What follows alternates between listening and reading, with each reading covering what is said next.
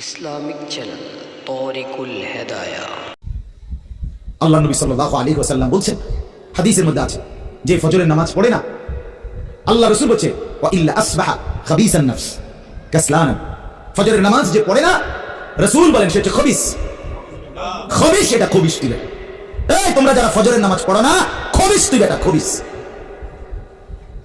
Powder লাগায়, powder লাগাও কিত্তা, খবিস কোথাকার খবিস, আবার পাউডার লাগাও কিত্তা, ফেয়ার এন্ড লাভলি ডলো কিত্তা, কথা বলেন না কেন? তুই কিত্তা পাউডার লাগাও, পাউডার লাগাইলে বুঝি সুন্দর হয়।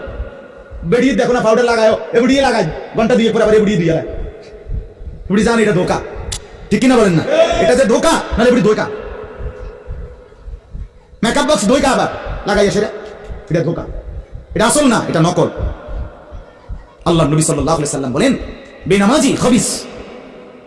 আর নবীজি হাদিসে আছে, বাথরুমে ঢুকতে, পেশাব পায়খানায় ঢুকতে নবীজি খবিস থেকে পানাহ চাইতেন, দোয়া করতেন। তো এই দোয়ার অর্থ কি? আল্লাহ আমি খবিস থেকে কি চাই?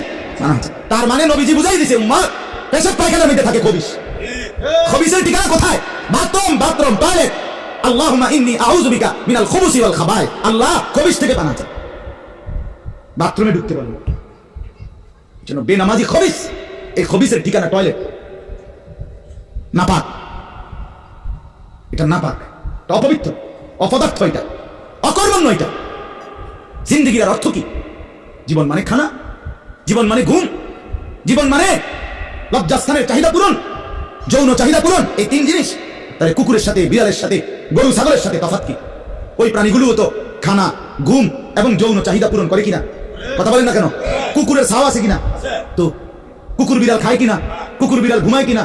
তো তোমার সাথে তফাৎ কি?